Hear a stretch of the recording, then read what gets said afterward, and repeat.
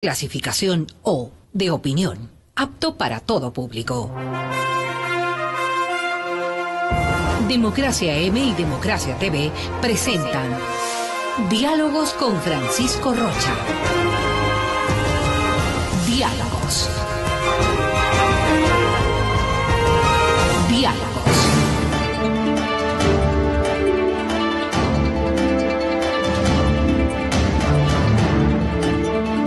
Buenas tardes, amigos, estamos encontrándonos ya en esta nueva semana del último mes y claro, ya casi diríamos en campaña. Diciembre que seguramente tendrá algunas limitaciones de la campaña, pero ya estamos y creo que es momento de reflexionar y mirar las cosas para tomar decisiones correctamente. Les habíamos anunciado desde el día viernes que nos acompañará en este diálogo el señor doctor Osvaldo Hurtado Larrea, expresidente de la República, a quien le agradecemos por venir. Francisco. Gracias, doctor Hurtado. Primero, saludos a los de la 920 que no han tenido interrupción en la radio, la otra sí está con un poco de problemas por la energía eléctrica a propósito en las antenas, pero la 920 está y el canal de televisión, por supuesto. Doctor Hurtado, pues, se está cerrando un ciclo, diría usted, de 10 años que ni las dictaduras han durado tanto, ni las otras, me decían el otro día, pero 10 años, ¿se podrá valorar como que esto ha sido una estabilidad democrática, como que ha funcionado, que los recursos han fluido? ¿Cómo miraría usted esto de valorar los 10 años y cómo está el camino para estas elecciones? Bienvenido nuevamente, gracias, doctor Hurtado. Bueno, nada de lo que ocurre en la vida pública de una sociedad carece de sentido. Casi todo corresponde a realidades económicas y sociales, además de políticas, que juegan alrededor, en este caso, de la permanencia en la presidencia de la República de un ciudadano a lo largo de 10 años, cosa absolutamente inédita en la historia del Ecuador. Y de los muchos elementos que pueden citarse, hay dos que quisiera mencionar. Por favor. El uno, la prosperidad económica del país originada en un precio del petróleo que de los 9 o 10 dólares de fines del siglo XX pasó a valer más de 100 dólares o al menos alrededor de 100. Uno diría un promedio de 90 en 10 años. Sí, este es un elemento económico fundamental para dar estabilidad a cualquier régimen, democrático, dictatorial, el que sea, ¿no? Un punto. Uno segundo. No hay gobierno, ni siquiera en el siglo XIX, que haya tenido el poder político, económico, social, cultural, de comunicación que ha tenido el gobierno de Correa. Un régimen de esa naturaleza, con tantos resortes, con tantos mecanismos, con tantos medios, pues dispone de un poder absoluto. ¿Y quién ejerce un poder absoluto, y por eso las dictaduras suelen permanecer? Tiene mejores condiciones para conservar el gobierno que un presidente democrático. Entonces, estos dos elementos a mí me parece que explican lo que ha sucedido en estos años, y tan es así que en el momento en que el petróleo cae de precio, la popularidad de Correa baja. En el momento en que el precio del petróleo ya no es 100 dólares, Correa se enfrenta a la posibilidad de que sus candidatos pierdan las elecciones y él mismo pierda la consulta popular. A propósito de la consulta que le ha permitido, frente a las consultas usted ha tenido éxito. En el no, ¿no es cierto? O sea, sí. Y eso les llevó también después a tener un gran éxito electoral para la Asamblea Constituyente del 98. Usted ha tomado posición frente a esta consulta, la ha analizado y además encabeza un grupo de ciudadanos que han decidido no jubilarse de la vida política, sino enfrentarla y no callar estos 10 años, ¿no? ¿Cómo mira usted esta consulta, el pacto ético ¿Se necesita la ética? ¿Hay que hacer un acuerdo para tenerla? Bueno, yo no entiendo, a pesar de que pues, he llegado a tener cierto conocimiento de lo que es Correa a lo largo de 10 años, pero sin embargo no deja de sorprenderme cómo él se atreve a llamar a una consulta ética, siendo como es él, un hombre sin ética. Y voy a mencionar un caso personal de él. Usted podría pensar que José María Velasco Ibarra, Camilo Ponce, Galo Plaza o Sixto Durán Ballén demanden como presidentes de la República a cualquier institución y le exijan una indemnización millonaria, en el caso de Correa, $5 millones al Banco del Pichincha por un supuesto daño moral. Solo un presidente sin ética puede hacer eso, ¿no? Porque un presidente está moralmente inhabilitado para hacer ese tipo de juicios. Porque es evidente que los jueces se van a sentir cohibidos. Y más, como sucedió en este caso, si le ven al presidente yendo a los juzgados con edecanes y con ministros y con el abogado del gobierno. Para mencionar un primer punto por el cual considero que Correa no puede llamar a una consulta ética. Pero le podría decir, porque además ha tenido éxito cuando dice estas cosas. Yo como presidente no he dejado de ser ciudadano y a mí me atropellaron y y que yo debía, qué sé yo, menos de $100 y después me quisieron cobrar, me pusieron en una lista de tal tipo y yo no tenía, nunca usé ni nunca gasté esa tarjeta. Lo ha dicho y la gente dice, quizá porque le pasa también a uno, y dice, oigan, y si me dieron una tarjeta, dejé de usarla, no debía y ahora resulta que estoy debiendo por el manejo. Esta parte de cómo, claro, usted nos dice, ¿cómo divide lo del presidente y del ciudadano que siente lo que el común de los ciudadanos siente al ser que le están cobrando una plata y que le han puesto en una lista? Pero un presidente con ética no puede decir las falsedades que usted recoge en la pregunta. Porque esa demanda por daño moral se sustenta en que no el Banco del Pichincha, sino el Banco La Previsora, Que era el que le había emitido la tarjeta, por no haber cancelado una deuda hacia mediados de los años 90, le puso en lo que se llamaba la central de riesgo. Esto es, lo declaró deudor moroso. Pero no importa lo que hizo el banco. Correa aceptó que era deudor y pagó la deuda al Banco Pichincha. Eso no dice él. Claro. De lo que yo estoy diciendo existe documentación. Si él pagó la deuda, es porque era deudor. Y si era deudor y pagó la deuda, ¿cómo plantea una demanda diciendo que se le dañó a él su honra? Diciendo que por lo menos moroso, la hoja de crédito. Moroso. Mire, tan existía la deuda que cuando fue ministro de Economía, en papel del Ministerio de Economía, solicitó a la Superintendencia de Bancos, esto es, valiéndose de su función de ministro, que declare la deuda inexistente.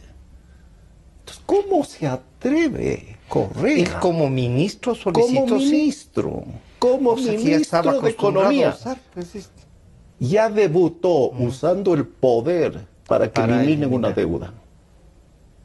Bien, lo que acabo de decir me parece que son evidencias incontrastables, que no les dice ecuatorianos este ciudadano, los dicen los documentos que existen, que demuestran todo lo que acabo yo de señalar.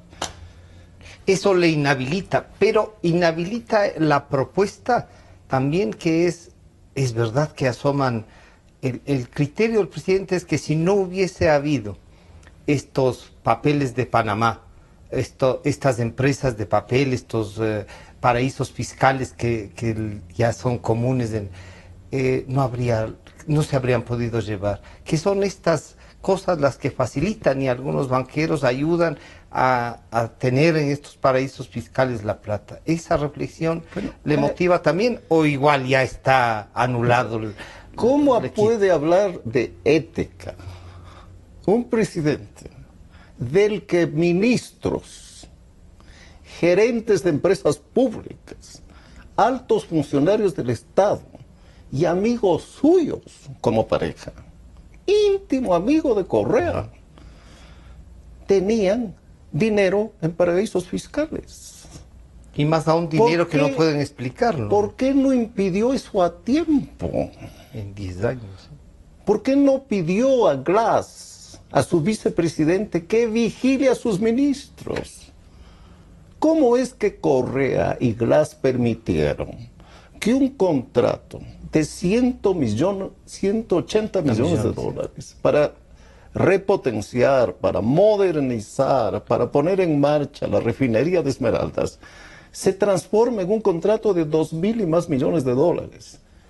Mire, quiteños y ecuatorianos, ¿qué tal si alguno de ustedes contrata una casa o un departamento en 100.000 dólares? Y el constructor le dice, ¿qué cuesta 1.000? Vale 200. Y al día siguiente le dice 300. Y al día siguiente 400. Y llega a 1.000 millones de dólares. No, perdón, a 1 millón de dólares. Yeah. Llega a 1 millón de dólares. Le están estafando, pues. Bueno, Correa y Glass, orondos, como si nada pasara, permitieron que eso suceda. ¿Y ellos pueden hablar de ética? Yo pienso que no pueden hablar de ética y no pueden llamar a una consulta ética. Está ya llamada, además, y está fijada los montos. ¿Usted cree que el presidente es sujeto político en esta consulta? La duda es, antes se repartía para una consulta los sujetos políticos, pero porque no estaban los partidos políticos habilitados, los habían borrado. Ahora, mal o bien, se han reconstituido. ¿Pero es para estar en la campaña que pone el tema o usted cree que de todas maneras pudo haber enviado una ley contra eso y evitarnos una consulta? Claro, sentido común. Yeah. Hoy se publica en los diarios de que esa consulta va a costar varios millones de dólares. Bueno, este presidente sin ética, en una sabatina, dijo que no iba a costar un centavo. Hoy, el presidente del Consejo Nacional Electoral dice que va a costar varios millones de dólares. Bien, ¿para qué hacer esa consulta si él podía expedir una ley? Y con urgencia. O poner un artículo en la de la plusvalía. En esta ley de la plusvalía. Por así ponen a veces, como a toda ley le convierte en una fanesca, ¿no? Ignorando la prohibición constitucional que una ley tiene que referirse a una materia específica. ¿Por qué no añade un artículo? Y ya podría comenzar a perseguir a quienes tienen ese dinero en paraísos fiscales. ¿Por qué no lo hizo? Por lo que sugiere su pregunta. Porque quiere él enancarse en esta consulta popular y usar todo el poder del Estado, que cuesta millones de dólares, para intervenir en la consulta popular y apoyar a los candidatos del gobierno. Bueno, ¿le parece a usted que este es un comportamiento de un hombre ético? ¿De alguien que tiene sentido de la moral pública? Yo creo que no. Yo creo que no. No se rompe a veces en esta cosa tan delgada que es lo ético y lo moral, en el sentido de este es un proyecto político que queremos defenderlo y claro, es el viejo discurso de la izquierda de mediados del siglo pasado y casi todo vale, porque los otros son los que tienen la plata, los otros son los que tienen los medios de producción, los otros son los que tienen los medios de comunicación. Entonces, ya que estamos en el poder, vamos a defender, y lo ha dicho en los discursos, esta revolución la tenemos que defender. Pero, ¿para qué existen las leyes? ¿Se ¿Para qué equivocaron existe entonces de modelo? ¿Para La qué? democracia no les es suficiente. Pero ¿para a qué ellos. existe la Constitución? Se supone que existen normas, no que se supone, existen normas que prohíben que el presidente o que el ministro o que el candidato a la vicepresidencia o a la presidencia usen dineros públicos. Viniendo acá, he leído un reportaje de Plan B, Ya. este Esta revista diario digital, electrónico, en el cual relatan con detalle la forma como con dineros públicos y organismos públicos en Pastaza, el candidato a la vicepresidencia Moreno hizo campaña electoral el 4 o 5 de diciembre de este año. Bueno, se entregó las casas en Manabí, ¿no? Ya, bueno, ¿cómo pueden hablar de ética?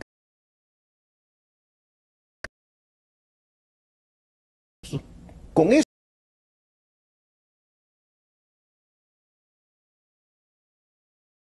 Gente que no es democrática. Quizá por esta parte de la izquierda más radical, esta que en la URSS ya no funcionó y quizá ha demostrado que genera pobreza, lo cual no elimina pues que haya que luchar para que no hayan pobres, ¿no es cierto? Pero ¿usted considera que este modelo, que lo quieren un poco reivindicar, es de izquierda o no es de izquierda esto? Pero yo pienso que el gobierno de Correa ha sido de izquierda, ¿Sí? igual que el gobierno de Maduro, igual que el gobierno de Castro, e igual que el gobierno de Ortega en Nicaragua. Todos ellos son gobiernos de izquierda, ¿no? Y la izquierda, a través de estos 4 gobiernos, ha demostrado, primero, de que no les importa la democracia y la libertad. Son estalinistas entonces. Absolutamente. Sí. Segundo, que la Constitución y las leyes para ellos son papel higiénico. Tercero, han demostrado también que conducen a sus pueblos a la pobreza. Cuba era un país relativamente desarrollado a mediados del siglo XX. Pienso que se ubicaba después de Argentina. Hoy es uno de los países más atrasados de América Latina. La rica y próspera Venezuela ha sido convertida por Maduro en un país de pobres, que no tienen alimentos, que no tienen medicinas, que no tienen un salario digno. Estos gobiernos entonces de la izquierda jurásica que dicen algunos, la izquierda conservadora he dicho yo, estos gobiernos de la izquierda conservadora pues son contrarios a los intereses de una sociedad. El mecanismo democrático no les sirve, porque son además, de base autoritaria. Además, que gobiernan por sí y ante sí. Castro declarándose gobernador permanente. Y Correa, a través de la manipulación de los procesos electorales, estamos examinando lo que va a suceder en el mes de diciembre y en enero, ¿no? A través del uso de los dineros públicos, a través del monopolio, casi monopolio de la propaganda y de la comunicación, ¿no? Y a través de mentiras y falsedades como las que iniciaron pues esta entrevista. Doctor Hurtado, pero ¿no habrá algo también, bueno, no habrá, uno también siente a veces culpable, de haber hecho la partidocracia? Y parecería que entonces la partidocracia, los partidos, estos errores de la partidocracia, de los partidos, no nos llevan a gente como al presidente Correa que nos gobierne y se queden, sobre todo después de que las facturas de los problemas pagan los otros. Bueno, en los 30 años anteriores, yo no conozco un presidente que se haya valido del poder para enriquecerse, como ha hecho Correa y acabo de relatarlo. ¿Hubo algún presidente que puso una demanda por daño moral? Por 40 millones de dólares, más 80, al diario El Universo.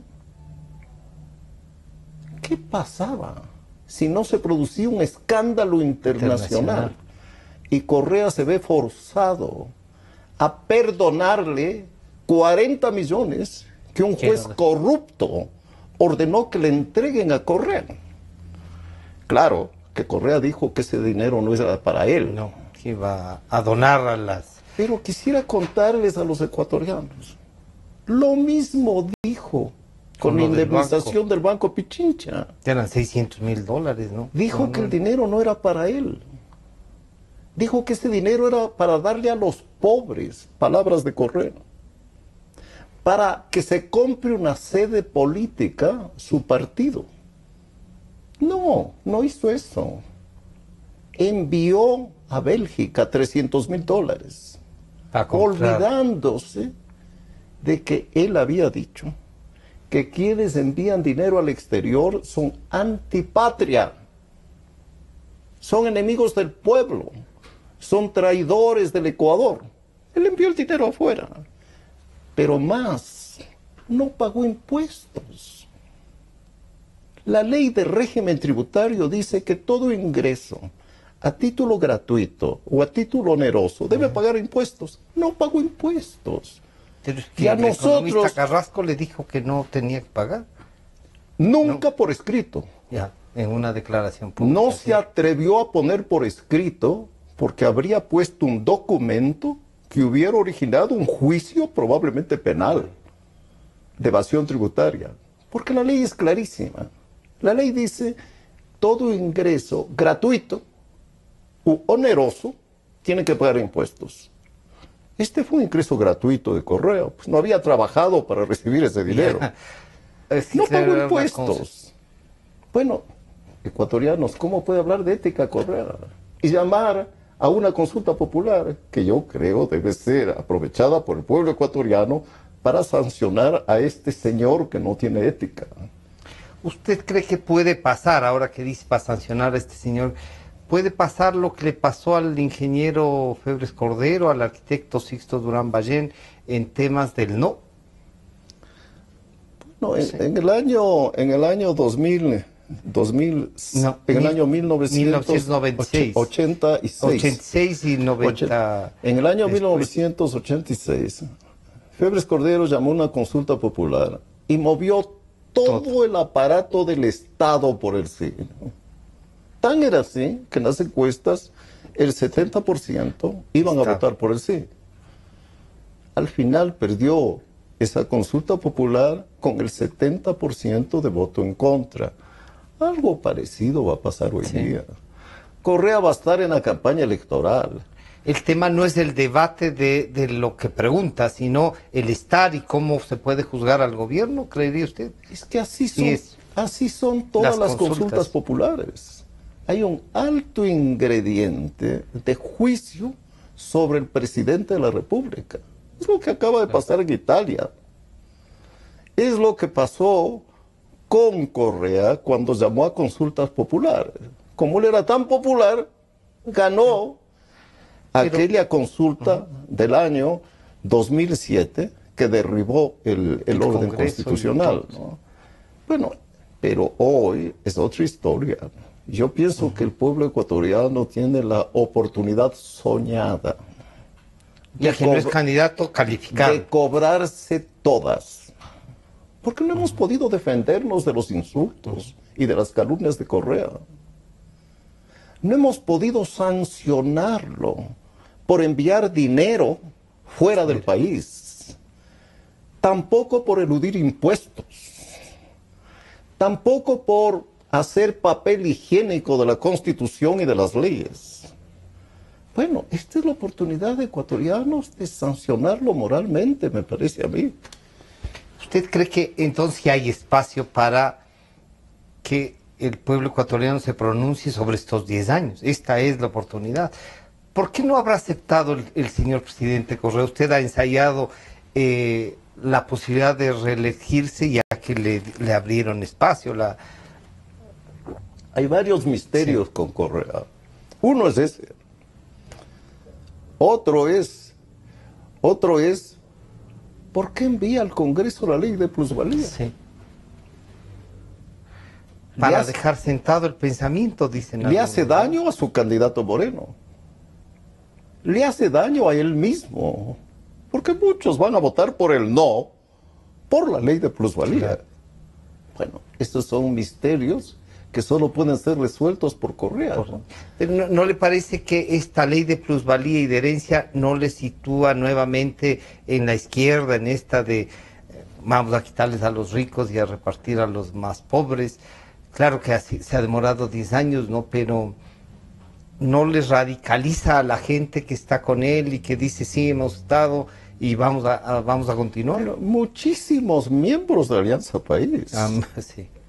exministros de Alianza País, entre ellos Pareja, los gerentes de Petroecuador, los diputados, los funcionarios del Estado, se han enriquecido en este gobierno, en parte por los buenos sueldos, pero en parte por los viáticos. Alianza País ha hecho una contribución, por cierto criticable, a la corrupción. La forma de enriquecimiento en Alianza País han sido los viáticos. Y voy a poner un ejemplo. El candidato Moreno recibió, mientras fue vicepresidente, 6 años, $3.900.000 en viáticos. 3 millones. Eso significa $50.000 mensuales. $1.600 diarios. Ecuatorianos, ¿qué es esto? Pasó de viaje 6 años. Porque solo si se fue de viaje, Claro. pudo Y fuera cobrar del país, esos, pudo cobrar esos viáticos. Bueno, eso que hizo Moreno ha hecho medio Alianza País en el gobierno. El Contralor, ¿cómo permitió esto? ¿Cómo permitió el Contralor esto? Porque él tiene también ¿Y una cómo larga permitió lista. que cosa parecida hagan varios otros funcionarios del gobierno? No robaron, dice. ¿Y esto qué es? ¿Qué es esto? Claro. Bueno, otro motivo para votar no. Pero esto que usted acaba de analizar, cuando uno ve, en realidad, dice, a ver, han pasado, o sea, cobraron viáticos para ir a las sabatinas y eran los adelantados, jueves, viernes y sábado, pagados para irle a escuchar y aplaudir al presidente. Yo pienso que centenares de millones de dólares se han gastado en viáticos. Y eso solo lo podremos saber cuando tengamos un contralor. Y la posibilidad de que... Porque hoy en la Contraloría y en la Fiscalía hay soldados del comandante en jefe. Ahí no hay contralor ni fiscal. Fiscal peor, ¿no? Lo del fiscal, para administrar una casa, una empresa en Panamá, uno dice, ¿cómo será la casa para que necesite un directorio y una persona que administre ese bien? Bueno, ¿y sabe quién era el fiscal antes de serlo? El abogado de Correa en el juicio por daño moral. ¿El fiscal Chiriboga? $600.000 o de los 80 millones? El abogado de Correa en el juicio contra el Banco Pichincha. Fue Chiriboga. Mire usted cree que el presidente Velasco Ibarra, que el presidente Sixto Durán, que el presidente Camilo Ponce y que el presidente Galo Plaza hubieran nombrado a su abogado personal fiscal del Estado? No, jamás habrían hecho eso. Porque un hombre republicano, un hombre honesto, sabe que eso no puede hacer. Le podrían decir, pero uno conoce bien a los amigos y sabe que van a ser leales y tienen su calidad moral, bueno, o solo pesará la lealtad. Ya, pero es que esa es una consideración deshonesta. Un presidente no puede poner un fiscal para que le cubra las espaldas y a un contralor para que le cubra su parte delantera del cuerpo. No. Tiene que poner ahí a un funcionario que cuide la ley, que cuide la Constitución y que cuide la moral pública, cosa que no ha hecho el Contralor. Y que sea capaz incluso de decirle a él, el presidente está equivocado. tiene el este. Doctor Hurtado, vamos a hacer un pequeño corte y regresamos. Estamos conversando con el expresidente Osvaldo Hurtado Larrea y claro, nos está haciendo, para usar esto, reflexionar sobre lo que ha pasado, lo que él cree que los ecuatorianos pueden hacer. Enseguida volvemos. En un momento regresamos con Diálogos por Democracia M y Democracia TV. Sentimos lo que la gente siente, amor, desamor, alegrías inmensas. Decimos lo que la gente quiere, pasión, discusión, democráticamente. Democracia, la radio de la gente. Democráticamente, la radio de la gente. Democracia, la radio de la gente. Democracia. Democracia. Sobre la emergencia de gas y energía que se está viviendo en la costa Caribe. Democracia. Rusia retoma críticas por retenidos en base naval de Estados Unidos. Democracia. Formulé el primer pedido histórico de perdón a las víctimas de las graves violaciones de los derechos humanos. Democracia. Solo noticias. Desde el Distrito Metropolitano de Quito, Cadena Democracia, la radio de la gente. Francisco Rocha está de vuelta con Diálogos por Democracia M y Democracia TV.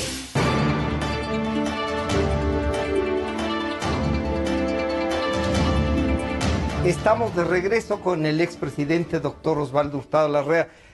Doctor Hurtado, yo decía que en el tema este de los viáticos, usted recordará que se pagaron un bono de eficiencia que era el mismo valor del 13º sueldo y que después, claro, dijeron tienen que devolver y han firmado acuerdos, no sé si han devuelto, pero la idea era de que, claro, al menos los ministros que cobraron 7,000 y pico de dólares pudiesen pagar. Y aquí mismo en una entrevista el exdirector del SRI, en ese entonces ministro de Trabajo, dijo que él iba a pagar en un año. Dije, oiga, yo también quiero 7,000 dólares de préstamo sin intereses, ¿no? Y para pagar un año.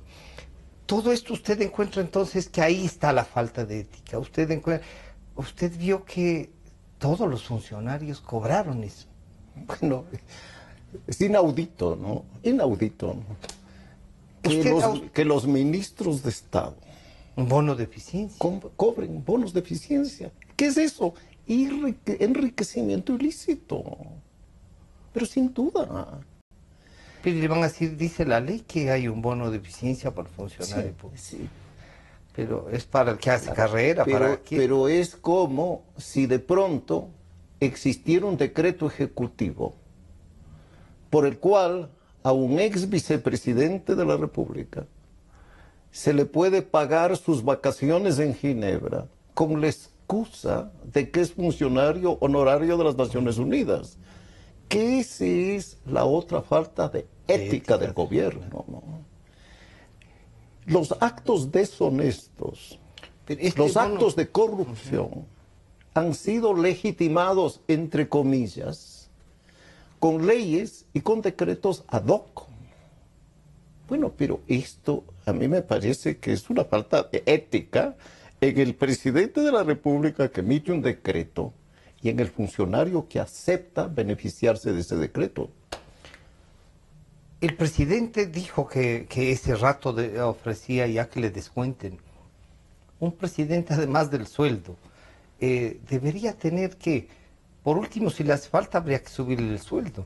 Usted fue presidente y no tenía ese sueldo, viéndole a la esta. Yo nunca... ¿Algún bono de eficiencia, viáticos, alguna cosa? No. Jamás. Un bono de eficiencia cobrar yo. No cobraba nadie en mi gobierno un bono de eficiencia. La gasolina había que pagar. Nos pagábamos la gasolina de los carros oficiales. Creo que ahí exageraba, pero... Bueno, es que había que dar un mensaje de austeridad, ¿no?, al pueblo ecuatoriano.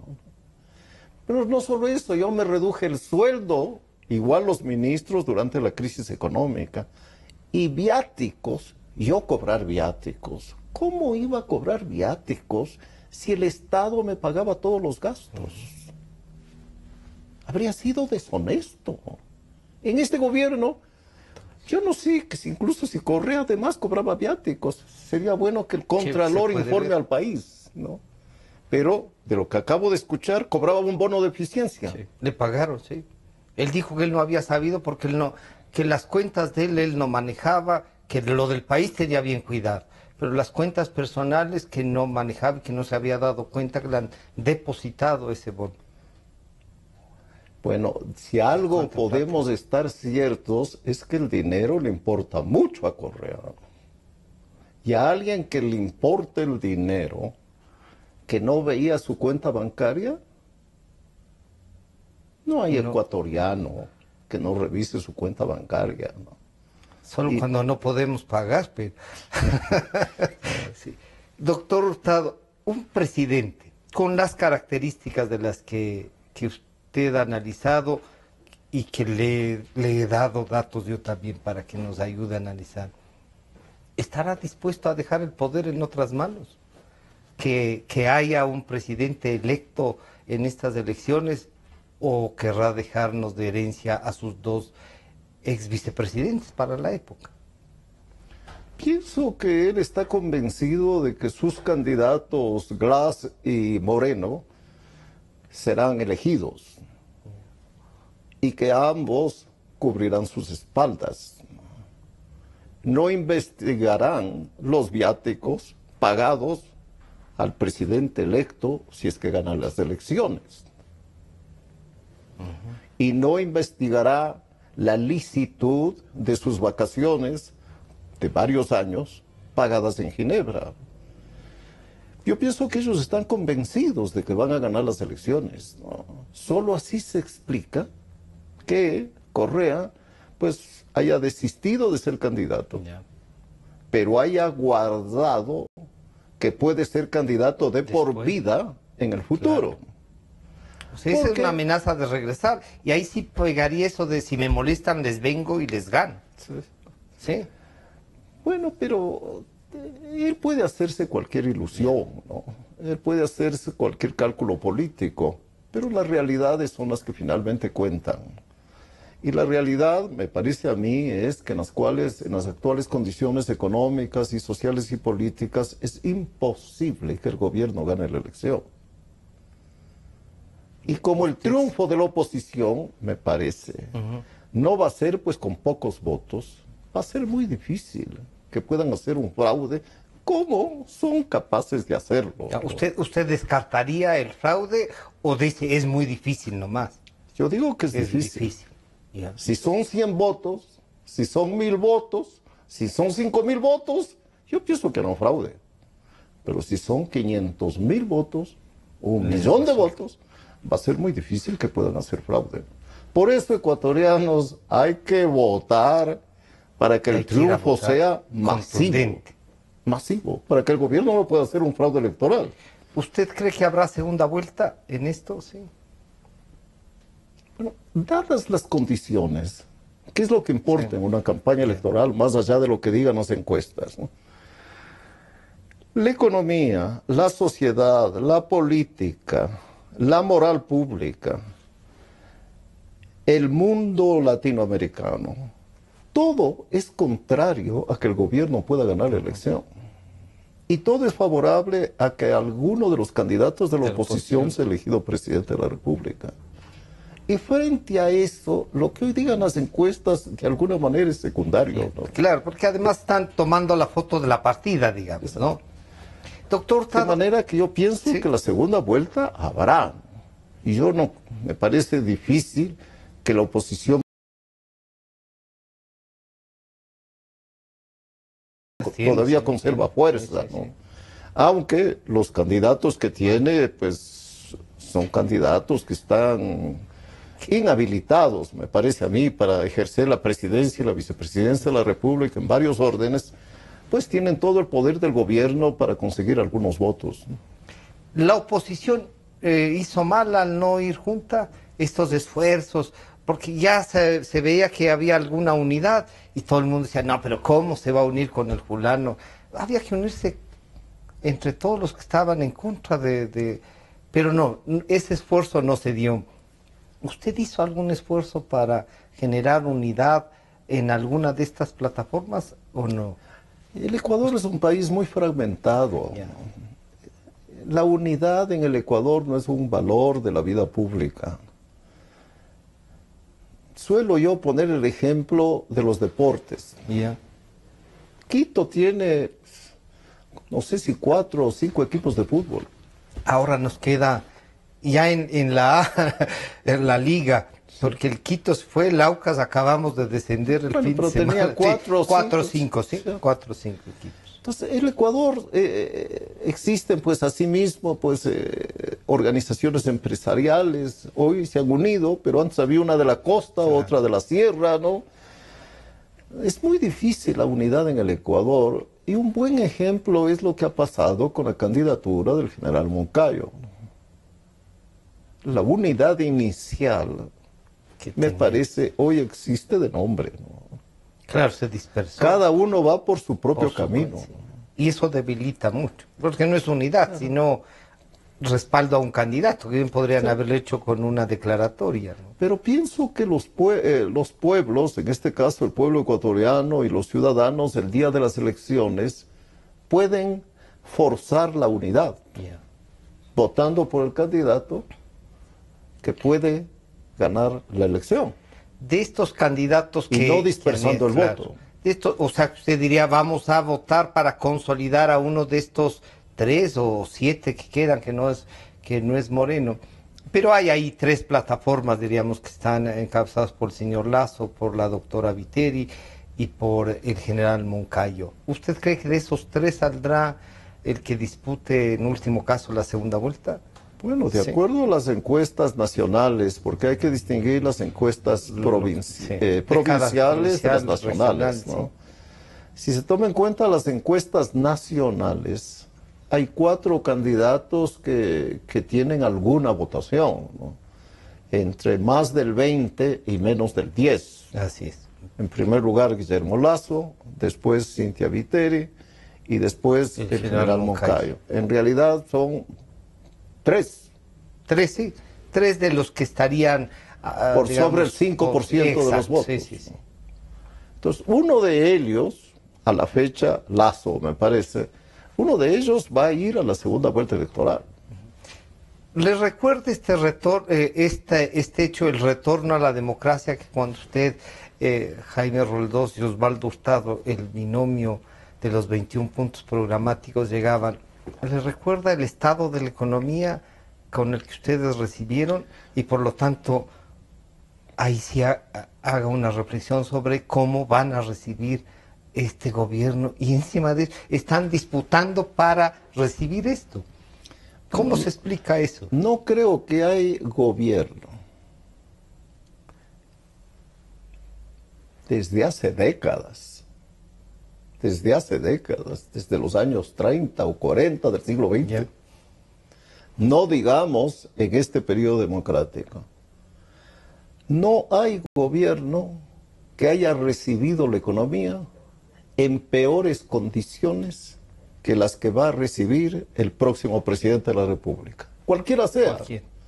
O sea que la dictadura dejó mejor el Estado. Claro, ¿sí? Cuando la dictadura termina su mandato y nosotros asumimos el gobierno, había problemas en la economía que se estaban gestando, que iban a estallar. Pero el momento en que Roldós asume la presidencia, la economía estaba bastante bien. Había una alta tasa de crecimiento económico, había un aumento significativo del empleo, había una reducción de la pobreza, y en el gobierno, como consecuencia de esto, habían mejorando en general los ingresos de los ecuatorianos. Entonces, era una situación económica mala. Cuando hubo malas condiciones económicas entregadas al sucesor, cuando termina el gobierno de Febres Cordero, cuando termina abruptamente el gobierno de Maguad. Son los dos únicos gobiernos que entregaron en condiciones muy difíciles la economía. Pero Correa supera largamente, todos los indicadores, a las malas condiciones que existieron al terminar el mandato de Febres Cordero y el mandato forzadamente de Maguad. No, es que lo de hoy es un verdadero desastre, ¿no? En todos los órdenes ¿Por qué de la no economía. se percibe que hay un desastre de la economía? ¿Por los préstamos, por la utilización de esos recursos? ¿Y por qué el silencio de mucha gente? Bueno, porque ¿qué pasa con una economía que está en quiebra? ¿O qué pasa con una familia que está en quiebra? Sobrevive sobre la base del endeudamiento. ¿Cómo los gobiernos tan criticados de la partidocracia le dejaron a este gobierno una muy baja deuda externa? Tenía una gran capacidad de fondo de 5.000 y pico de millones de dólares. ¿No? Y entonces se endeuda con el Seguro Social, con el Banco Central, con la banca extranjera, con China, bueno, con medio mundo, ¿no? Y por eso el gobierno sobrevive y por eso los ecuatorianos no sentimos la crisis. Primera razón. Segunda razón, porque el dólar oculta la crisis. Nos mantiene, o sea que la dolarización ha logrado mantener por lo menos lo más visible como viable. Claro, porque todas las crisis se manifestaron en altas tasas de inflación y altas tasas de devaluación. Hoy no ha habido ni lo uno ni lo otro, todo lo contrario. El dólar se ha apreciado, ¿no? Y la inflación es la más baja de todo el periodo del siglo XXI. Ahora, pero eso es, en cambio, una contracción económica. Claro. Entonces, ¿qué es lo que existe hoy? Desempleo. Ahí se mide realmente. Ahí se ve la crisis, en el desempleo. En los negocios que se encogen. Claro. En los despidos de personal. En el aumento de la informalidad de los negocios que no tributan, que no se someten a las leyes. Ahí se ve la crisis, pero esa crisis no es muy visible por todos los ecuatorianos, ¿no? Pero si usted analiza el crecimiento de la economía, analiza el desempleo, ¿no? Analiza el endeudamiento, ¿no? Y analiza todas las cargas que deja este gobierno para que las pague el próximo. Sí. Yo diría, tenemos que rezar para que le vaya bien al próximo presidente de la República, cualquiera sea, o Moreno o Lazo. Incluyéndole a Moreno. Peor en el caso de Moreno. Ahora, porque si Moreno puede defender el proyecto y esto sí. Porque si Moreno no da entrevistas de prensa, sí, no se presenta ante la opinión pública, seguramente es porque tiene conciencia de sus limitaciones intelectuales y técnicas. Es la única explicación que se me ocurre. Bueno, ¿cómo un presidente como Moreno va a poder organizar, resolver, avanzar frente al caos económico y social que va a dejar Correa como herencia nefasta al próximo presidente de la República? Y el próximo sí ya tendrá huelgas y paros y yo espero que sí se reorganice la sociedad y volvamos a tener sindicatos y dirigentes representativos de estos sectores que han sido anulados. ¿Cómo recuperar, doctor Hurtado, esta parte de la democracia que además en sus discursos, en sus libros se ve que se priorizaba la organización social? Bueno, la democracia se recuperará si triunfa la oposición.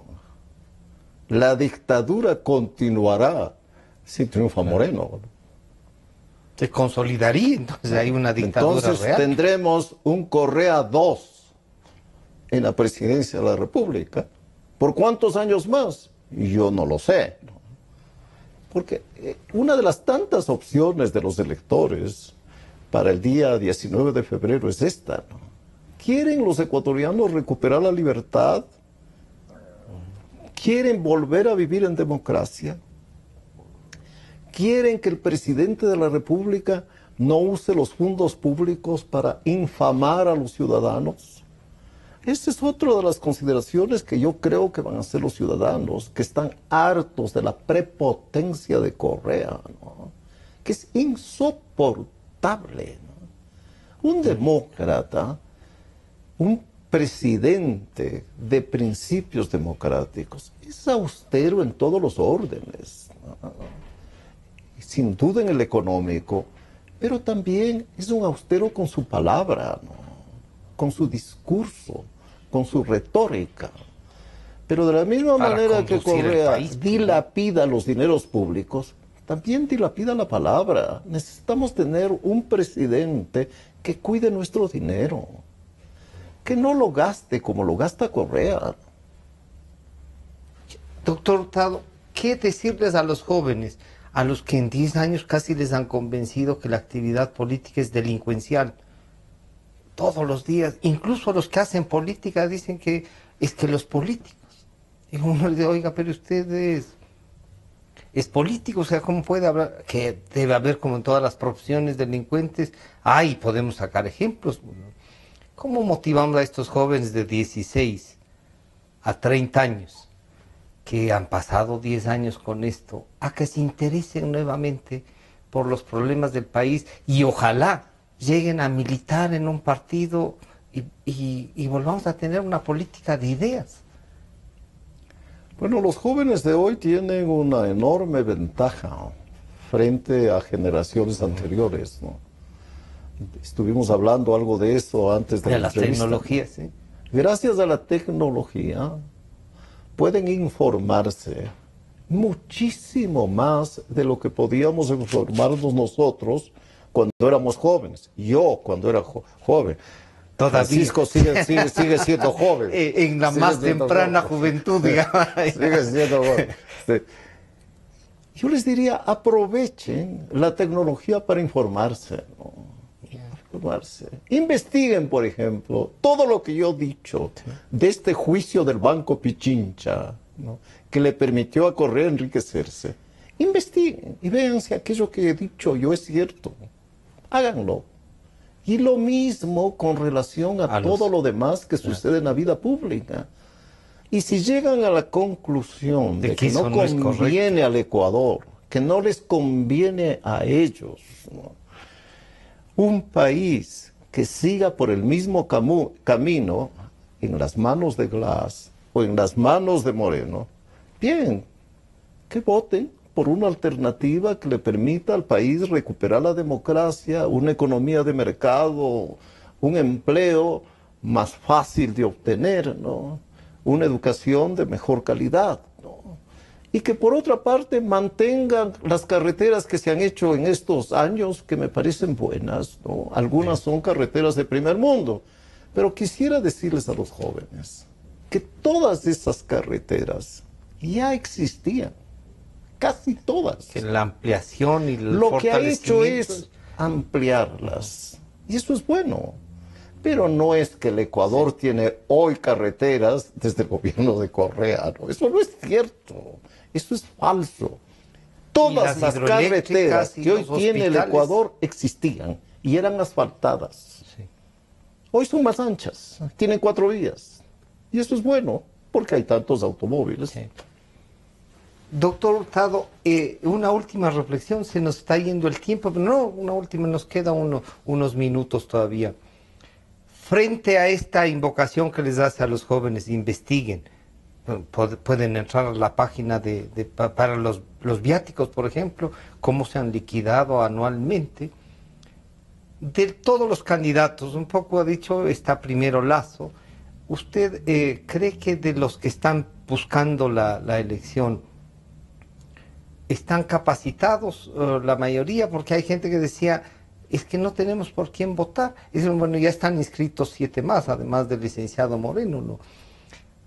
¿A cuáles les da usted así una opción que diga, estos están disputando?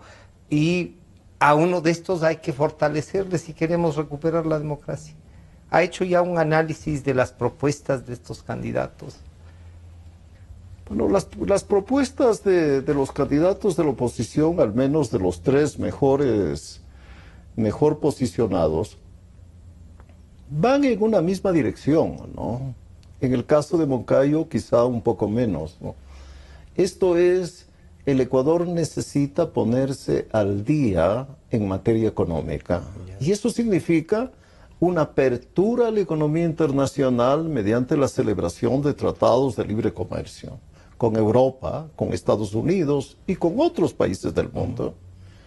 Eso significa crear condiciones favorables para la inversión extranjera. Y en tercer lugar, un fuerte apoyo a la empresa privada, que es la que crea empleos. A la generación de mayores empresas. Eso he escuchado decir a varios candidatos, con mucho más énfasis al candidato Guillermo Lasso. Luego, los candidatos también han dicho, hay que volver a la democracia y a la libertad. Y hay que reformar profundamente la Constitución de Montecristi, que es una constitución dictatorial, ¿no? Y que no puede seguir rigiendo. Consolidar esto. Exacto. Entonces, me parece que los candidatos, pues, aparte de que creo tienen las ideas bastante claras, tienen una experiencia en el mundo de los negocios, en el mundo de la economía y en el mundo de la política, ¿no? Y si los ecuatorianos quieren un nuevo liderazgo, supongo que no quieren a alguien que vuelva a hablar, ¿no? Y a comportarse como ha hablado y se ha comportado Correa, pues, ¿no? Ese tipo de liderazgo de Correa ya no existe en ninguna sociedad moderna. Es propio de sociedades atrasadas. Los líderes modernos son personas reposadas. ¿No le parece el presidente electo Trump que es más o menos en esta línea? Bueno... ¿No? ¿O solo sería el discurso para...? No. Correa y Trump se parecen, ¿sí? Pero de principio a fin, de arriba a abajo, ¿no? El próximo presidente de los Estados Unidos se comportó y como parece se comportará de forma parecida a Correa. Pero ahí las instituciones tendrán un peso distinto, ¿cree usted? La diferencia es de que ese es un país desarrollado, primero. Segundo, que tiene instituciones muy fuertes, que cuentan, más que en una campaña electoral, cuentan en el gobierno. Y que existe un pueblo para el que es importante la libertad, los derechos humanos, la democracia y el pluralismo político. De manera que no dudo que Trump querrá ser un Chávez o un Correa o un Ortega, o un Castro. Hablo del autoritarismo de estos gobernantes, ¿no? No hablo de su política económica, ¿no? Pero no creo que les sea fácil, ¿no? Y si persiste en su camino, ahí se va a producir un conflicto de poderes, ¿no?